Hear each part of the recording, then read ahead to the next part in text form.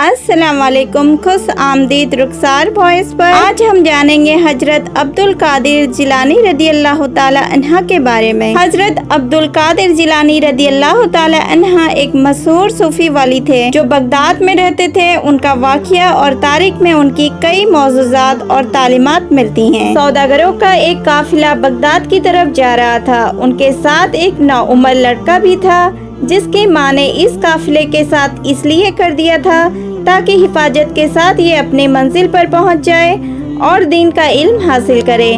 काफिला इत्मीनान से चला जा रहा था कि एक जगह कुछ डाकुओं ने उस पर हमला कर दिया। काफिले वालों ने अपना माल बचाने के लिए बड़ी चालें चली कि किसी तरह से कुछ माल बचा लें, लेकिन डाकुओं के सामने उनकी एक चाल भी काम न आई। काफिले वाले उनसे रहम की अपीलें करते रहे लेकिन डाकुओं के दिल नहीं पसीजे। जब एक आदमी से उन्होंने सब कुछ छीन लिया तो उस नौउमर लड़के से पूछा, तुम्हारे पास और भी कुछ है? लड़के ने कहा, जी हाँ, मेरे पास 40 दिनार है। डाकू ने पूछा, तुम्हारे पास 40 दिनार है?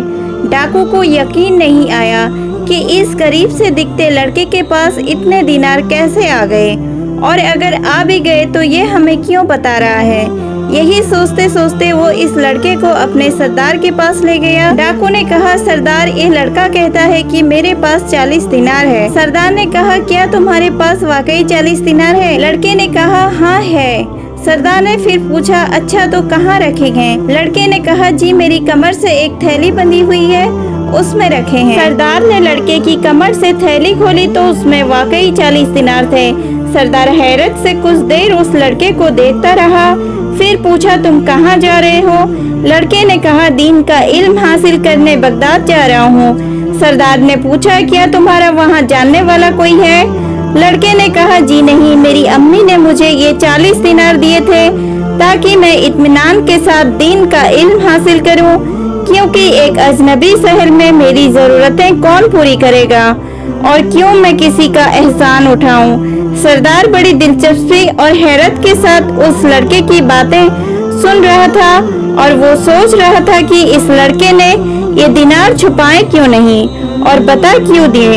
अगर ये छुपा लेता तो हम लोग तलाश करने पर भी नहीं पा सकते थे, और ये एक अजनबी शहर में तालीम हासिल करने जा रहा है और उसके खर्चे का दारोमदार इसी रकम पर है, लेकिन फिर भी ना छुपाकर सब कुछ बता दिया। बच्चे की सादगी और सच्चाई ने उस डाकू सरदार को अंदर से झिंझोड़ना शुरू किया और आखिरकार उसने पूछ ही लिया, बेटा तुमने ये रकम छुपाई क्यों नहीं? अगर तुम ना बताते तो हमें शक भी ना होता कि तुम्हारे पास भी इतने पैसे भी हैं। लड़के ने जवाब दिया, जब मैं घर से निकल रहा था तो मेरी माँ ने मुझसे कहा था कि कुछ भी हो तुम झूठ नहीं बोलना, तो भला मैं अपनी माँ के हुक्म को कैसे टाल सकता था। सरदार के अंदर का इंसान जाग गया। वो सोचने लगा कि ये छोटा लड़का अपनी माँ का ऐसा फर्माबरदार है कि वो पैसे ना होने की वजह से अपनी होने वाली मुश्किलों को जानता है और अपना मुस्तकबिल तबाह होते देख रहा है, लेकिन माँ का हुक्म टालने को तैयार नहीं है।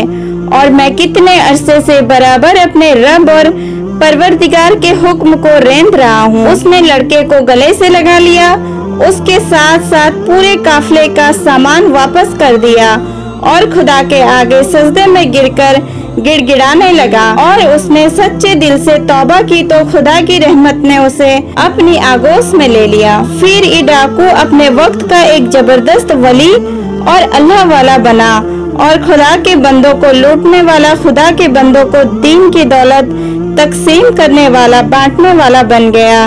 एक अजीम माँ की तरबियत ने सिर्फ अपने बच्चे को ही ऊंचा नहीं उठाया बल्कि डाकुओं को भी तकदीर बदल दी। ये वही होनहार लड़का है जिसको सारी इस्लामी दुनिया अब्दुल कादिर जिलानी रहमतुल्लाही अलैहि के नाम से जानती है और जिनका नाम आते ही दिल अकीदत और एहतराम से झुक जाते हैं। हजरत अब्दुल कादिर जिलानी रदी अल्लाह ताला अन्हो के इस वाक़ये से हमें ये सीखने को मिलता है कि सच्चाई और ईमानदारी हमेशा बेहतर है, चाहे आप किसी मुश्किल हालत में क्यों ना हो। उनका ये अमल हमें ये सिखाता है कि अल्लाह के रास्ते में सच्चाई और सिद्क से अमल करने पर अल्लाह भी अपने बंदों की मदद करता है। अगर आपको ये वीडियो पसंद आए तो लाइक करें, शेयर करें और चैनल को जरूर सब्सक्राइब करें ताकि आपको ऐसे और भी वाक़ियात सुनने को मिले। जज़ाकल्लाहु खैरन।